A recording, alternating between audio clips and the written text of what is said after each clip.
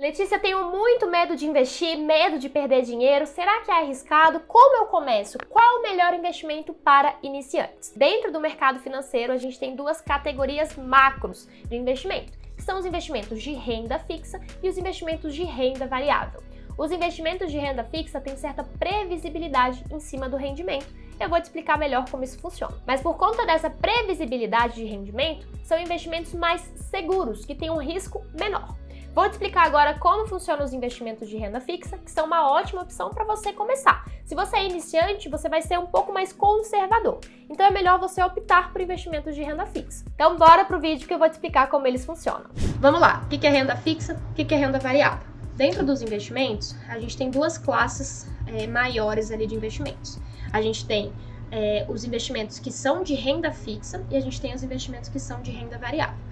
Renda fixa são aplicações, são contratos, funcionam como contratos de empréstimo. Da mesma forma como você vai até o banco e fala, olha, banco, eu estou precisando de 60 mil reais para um prazo de, 120 meses, e aí o banco vai lá e fala, olha, o que eu tenho para te emprestar aqui é numa taxa de 30% ao ano. Você concorda? Você vira e pensa, concordo, não concordo? Qual vai ser a prestação? Quanto que eu vou ter que pagar de juros? Você tem um contrato de empréstimo.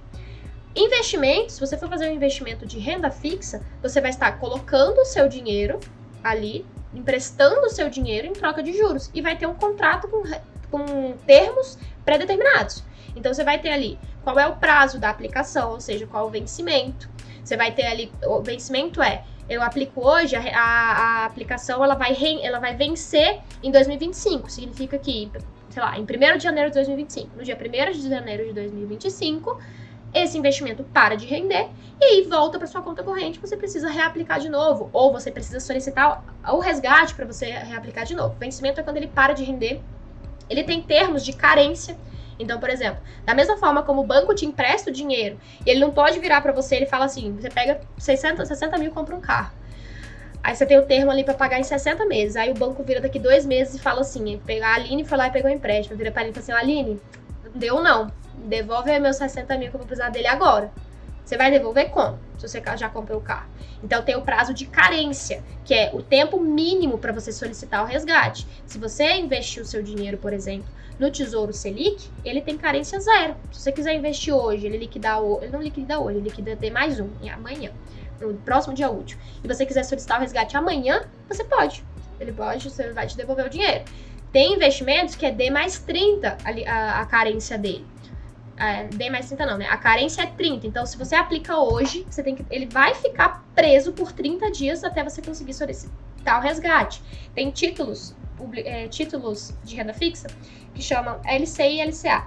Letra de crédito imobiliária e letra de crédito do negócio. São ótimos títulos, isentos de imposto de renda, mas que tem carência de 90 dias. Então, se você colocar o seu dinheiro numa LCI e numa LCA, e tentar resgatar amanhã, você não consegue. Você vai resgatar daqui 90 dias no mínimo. Aí você pode solicitar o resgate daqui 90 dias e depois, quando você quiser, porque ele vai ficar preso 90 dias. Então, renda fixa é um contrato de empréstimo com regras pré-determinadas, inclusive a rentabilidade. Chama renda fixa justamente porque tem a rentabilidade pré-determinada. Seja ela uma rentabilidade fixa, olha, vai render 5% ao ano. Vai render 10% ao ano, vai render 15% ao ano. Isso aí é uma rentabilidade pré-fixada. Você vê nominalmente um número, 12% ao ano. Tem a renda fixa pós-fixada, porque ela vai render atrelado a uma taxa. Então, por exemplo, a Selic hoje está 13,75% ao ano. Daqui 3 meses o cupom vai se reunir, pode virar e falar assim, corta para 13%. Se você tem dinheiro no Tesouro Selic, hoje ele está rendendo 13,75%. Se daqui 3 meses o cupom cortar ele para 13, a partir da data que cortou vai render só 13. Ou seja, ele é pós-fixado. A gente não sabe o quanto tem títulos que são atrelados ao IPCA. Ele rende o IPCA mais alguma coisa. São ótimos títulos para você sempre vencer da inflação. Porque ele vai render sempre a inflação mais alguma coisa. Mas também são títulos que você tem que deixar o seu dinheiro até o vencimento para você garantir a rentabilidade.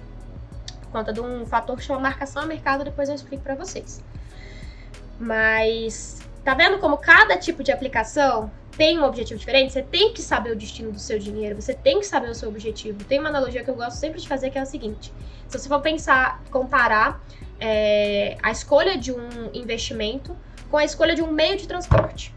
Vou falar pra você assim, qual é o melhor meio de transporte que existe? Qual é o melhor meio de transporte pra você ir daqui até a África? É a pé ou é de bicicleta? Agora, se eu falar assim, qual é o melhor meio de transporte pra eu ir daqui até o meu vizinho? Com certeza vai ser o meu pé. Qual o melhor meio de transporte de eu ir aqui até o 15º andar? Vai ser o elevador. Qual o melhor meio de transporte de eu ir daqui para a África? Vai ser um avião, mas se eu estiver precisando levar uma carga ao invés de levar um carro daqui até a África, eu vou precisar de um navio. Então depende do que você quer, do seu objetivo, do seu destino, para você poder escolher qual vai ser o melhor meio para te levar. Então, para você escolher um investimento, você precisa saber aonde você quer chegar. Porque se você, por exemplo, a gente vai falar sobre isso, mas se o seu objetivo inicial é juntar dinheiro para uma reserva de emergência, a reserva de emergência é um capital que você quer ter para emergências, é um caixa que você quer ter ali para qualquer situação que aconteça, para o seu computador quebrar, que é a sua ferramenta de trabalho, seu celular, seu carro, sua geladeira, você perdeu o emprego e aí você precisar de um dinheiro ali para você sobreviver, para você pagar suas contas. A reserva de emergência é um capital que você não quer correr risco com ela. Você quer ter a sua reserva, porque a sua reserva de emergência, geralmente, você vai precisar dela no momento de crise. Se for a perda do emprego, você vai precisar dela no momento de crise. No momento de crise vai ser quando o mercado mais vai estar abalado, e aí se você tiver sua reserva de emergência em ações, provavelmente as ações vão cair e o seu dinheiro vai se desvalorizar junto. Você não quer ter juntado 30 mil de reserva de emergência amanhã e precisar dela e ter 15. E aí você perder 50% da sua reserva de emergência porque você estava exposto ao risco de perder dinheiro. Ao mesmo tempo que você não quer precisar da sua reserva de emergência agora, hoje, porque você perdeu o seu emprego hoje, você solicita o resgate dela, vai cair daqui 60 dias que você botou num fundo D mais 60. E existe, tá? Fundo D mais 60, fundo D mais 180 para você conseguir solicitar o resgate. 180 dias. Então, para a reserva de emergência, qual vai ser o melhor, o meio que vai me trazer o melhor objetivo de reserva de emergência? Uma aplicação extremamente segura, de alta liquidez. Liquidez é a capacidade de converter algum bem em dinheiro. Por exemplo, qual é a liquidez de uma casa sem perda de valor considerável? Qual é a liquidez de uma casa? Se você quiser vender uma casa hoje, tu consegue vender? Consegue. Se você botar pela metade do preço, você provavelmente consegue. Mas mantendo o mesmo valor que você quer, você vai levar ali 2, 3 meses, até às vezes anos, a depender da casa.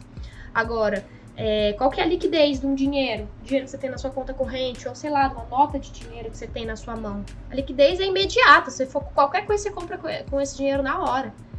Então, liquidez é a capacidade que você tem de transformar o ativo em caixa, em dinheiro disponível.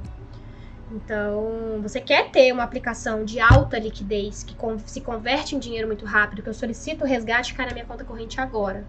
Eu preciso de liquidez diária. Então, para o meu objetivo de reserva de emergência, vai ser uma renda fixa. Se a renda fixa tiver a 2% ao ano, Letícia, pô, não tá entregando nada, tem ações que estão rendendo 15%, 30% ao ano, eu vou deixar minha reserva de emergência na renda fixa rendendo 2% ao ano? Vai.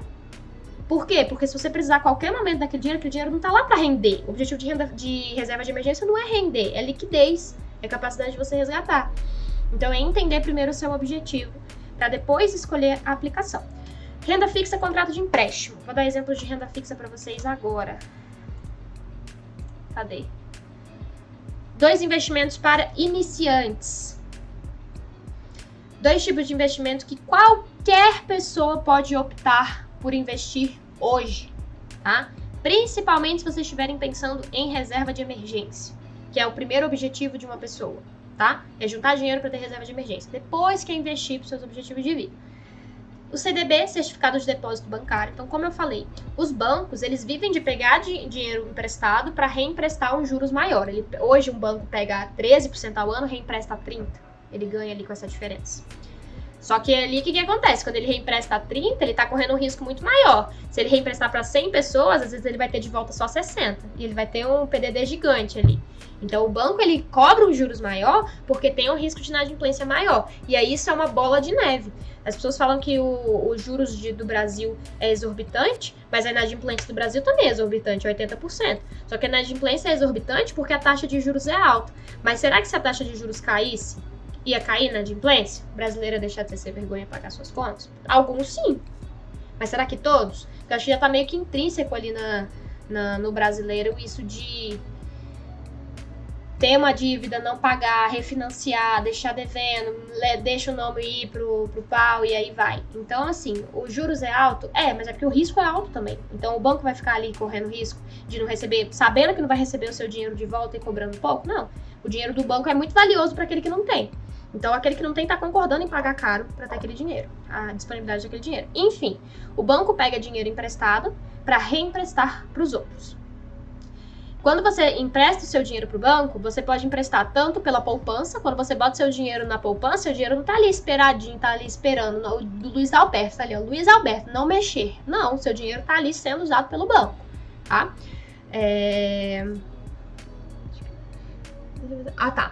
Esqueci de explicar para vocês, vou explicar. Se você deixa seu dinheiro na poupança, o banco tá usando o seu dinheiro. Se você deixa seu dinheiro na conta corrente, o banco tá usando o seu dinheiro. E se você aplica no CDB, o banco tá usando o seu dinheiro. Só que dessas 3 hipóteses aqui, na conta corrente você não ganha nada. O banco tá ganhando em cima do seu dinheiro. Na poupança você não ganha quase nada. O banco que tá ganhando em cima do seu dinheiro. E no CDB você ganha. Por quê? Porque tem uma rentabilidade geralmente boa. Pelo menos melhor do que a poupança e deixar dinheiro na conta que não vai render nada. CDB significa Certificado de Depósito Bancário. É um título de dívida que o banco emite. Então, o banco fala assim, pessoal, olha só. Vou emitir aqui um título de dívida meu, onde eu estou em dívida com quem comprar. Então, você comprou de mim, o banco está te devendo para te devolver o recurso. Ah, Letícia, mas e se o banco não me devolver? A probabilidade é muito baixa do banco não te devolver. A probabilidade do banco não te devolver é se ele quebrar. Aí, realmente, se você investe num CDB de um banquinho minúsculo, aí a probabilidade desse banco quebrar, aí não sei, né? Tem que ver qual é o risco de crédito. Agora, se você investe num CDB do Itaú, num CDB do Banco do Brasil, que é um dos maiores bancos, o Banco do Brasil é o maior banco público, o Itaú, o maior banco privado. Se o Itaú for quebrar, o Itaú não vai quebrar, o governo não vai deixar, o governo vai interceder. Então, a probabilidade de quebrar é maior. Só que, e se quebrar? E se quebrar, aí o Fundo Garantidor de Crédito, que é um órgão que foi criado para trazer segurança para os investidores, e ele garante aplicações bancárias, certificados bancários, tá? Títulos de dívida bancária. Então, LCI, LCA, CDB são garantidos pelo FGC. Se você tiver até 250 mil reais aplicados, ele vai te devolver. Se você pegar 250 mil reais hoje e investir no banco, amanhã ele render e ele quebrar, você vai reaver só 250, tá? Então, o limite de 250 mil reais por CPF aplicado. Como é a liquidez do CDB? Depende. Tem CDB de liquidez diária, tem CDB de liquidez D mais 30, de liquidez D mais 60. Vocês já viram no Nubank, se vocês abrirem o Nubank de vocês, que a maioria das pessoas devem ter aqui, vocês já viram no Nubank que tem como você deixar o seu dinheiro guardado rendendo 102% do CDI, 105% do CDI, só que aí para você resgatar daqui 60 dias, daqui 100 e tantos dias? Isso significa que a liquidez dele é naquele período, você vai poder resgatar a partir de 60 dias e por isso ele vai te remunerar mais. Então, dentro dos investimentos existe um tripé. O tripé da liquidez, capacidade de você resgatar, o tripé do risco, o pé do risco, o pé da liquidez e o pé da rentabilidade. Geralmente é muito difícil você encontrar uma aplicação que tem uma boa rentabilidade, um baixo risco e uma alta liquidez. Geralmente você vai ter que abrir mão de um. Você vai ver uma aplicação que tem um risco alto, que tem uma rentabilidade boa e que a liquidez é baixa, ou que tem uma rentabilidade boa, uma liquidez alta, mas um risco alto. Então, geralmente, você vai ter que optar pelos 3. Atualmente, com a taxa Selic alta, a gente consegue ver aplicações de renda fixa com os 3 tripés. Só que, assim, é relativo. Porque a taxa Selic, vocês lembram do porquê que a taxa Selic existe? A taxa Selic só está 13% ao ano porque a inflação está 8%. Porque quando a inflação folgar para 6, que é a média histórica do Brasil, a taxa Selic vai cair para 6, vai cair para 7, 6,5. E aí vai ficar sempre a nossa renda fixa, a nossa taxa Selic, ela rende pouco mais do que a inflação. Então ela não é uma aplicação ideal para você ganhar poder de compra no longo prazo, porque ela sempre vai ganhar muito pouco da inflação. Você não vai ver seu dinheiro se multiplicando. Para você ganhar da inflação no longo prazo, você precisa investir em ações. Por que ações, Letícia? Ações não são arriscadas? Ações são arriscadas no longo prazo, no curto prazo. Elas têm uma volatilidade grande no curto prazo. Como é que a gente mensura o risco de aplicação, de investimento? Para trazer um exemplo para vocês, o Bitcoin é um ativo extremamente arriscado. Por quê? Porque hoje ele tá aqui. Amanhã ele valorizou 30%. Aí depois de amanhã ele desvalorizou 60%. Aí depois ele valorizou mais 70%. Aí você vai ver uma curva do Bitcoin, é uma curva que faz assim, ó. Se você for traçar uma média da rentabilidade do Bitcoin, se você traçar uma reta entre os pontos máximos e mínimos e depois você calcular a amplitude daquilo que variou para cima e daquilo que variou para baixo, a amplitude da média, que a gente chama de desvio padrão, é um valor alto. Ele varia muito da sua média. Agora, se você for pegar o CDI, a Tesouro Selic, no mesmo período, você vai ver que ele vai subindo com pouquinhas coisinhas assim, subindo quase que uma linha reta, o Selic. Uma linha reta que às vezes estagna, né, num ponto, às vezes desvaloriza porque cai. Desvaloriza não, né, mas é raro desvalorizar, mas é que essa rentabilidade acumulada é sempre subindo bem retinho, às vezes muda a curva, muda o beta da curva, né, a inclinação da curva, mas é sempre uma reta. Por quê? Porque a variação da média é muito baixa. O desvio padrão é muito baixo. Ou seja, se o desvio padrão de um ativo é menor do que o outro, ele é menos arriscado. Porque tem menos risco da volatilidade do preço. Para você ganhar da inflação no longo prazo, você precisa investir em ações. Ações são ativos extremamente voláteis no curto prazo, onde você vai ver que elas vão subir e descer com uma intensidade maior do que ativos de renda fixa, mas no longo prazo, essa intensidade se dissolve. Você vê que se forem boas ações, você vê que é uma curva que sobe com pequenos intervalos de queda, mas que a tendência de ações no longo prazo é uma curva ascendente, de boas ações, né? O mercado ele sobe caindo. E aí tem um estudo de mais de 200 anos, de um estudioso dos Estados Unidos, que mostra que o ativo que mais venceu da inflação no longo prazo foram as ações. Ah, sim, por que as ações são ativos que têm a tendência de vencer da inflação? Pensa comigo. Por que o preço de uma ação sobe ou desce? Tem o fator especulativo, mas a ação do preço, mas o preço de uma ação, ela sempre vai tender ao seu valor justo. O que é o valor justo? Como eu falei para vocês, né? Eu fui lá, abri o meu capital na Bolsa de Valores, e aí eu fiz uma precificação em cima do meu, de quanto a minha empresa vale. Eu cheguei no valor de R$1 milhão. Da onde que eu tirei esse valor? Eu mensuro todo o patrimônio que eu tenho, quanto custa as minhas coisas. Eu mensuro meu potencial de gerar caixa ao longo do tempo. Eu faço várias mensurações para ver qual seria um valor justo que o investidor pagaria por aquele investimento ali. Se em determinado momento eu abro meu capital na Bolsa de Valores, ele supervaloriza, mas ao mesmo tempo a minha empresa não aumentou o potencial de geração de caixa, ela não se expandiu, ela não está gerando mais receita, a minha empresa está supervalorizada, ela saiu do seu preço, do seu valuation ideal ali, de acordo com os seus requisitos, com os seus parâmetros. A tendência é que o preço volte para o meu valor justo, o valor que aquela empresa de fato tem para me entregar. Então, só que se a minha empresa, de fato, começar a gerar mais receita, começar a gerar mais lucro, começar a expandir, ter mais patrimônio, ter mais potencial de geração de caixa, vocês concordam comigo que o seu valor de mercado também vai subir? Então, o meu valor justo vai estar acompanhando o meu valor de mercado, o valor que os investidores estão especulando que ela vale, o meu valor justo vai acompanhar. Por que isso? Imagina só, quando uma empresa, quem que determina o preço das coisas no mercado? Por que o arroz custa o que ele custa? Por que as coisas custam o que elas custam? Quem determina o preço das coisas? Quem está vendendo? Quem está vendendo são as empresas. Se o preço das coisas sobem, o caixa que aquela empresa vai gerar ali com aquelas coisas, a receita dela vai subir também. E aí, consequentemente, se a receita daquele negócio sobe, a tendência é que o seu fundamento melhore e que ela vá conseguir se valorizar, crescer e expandir. Isso se os custos não aumentarem na mesma proporção.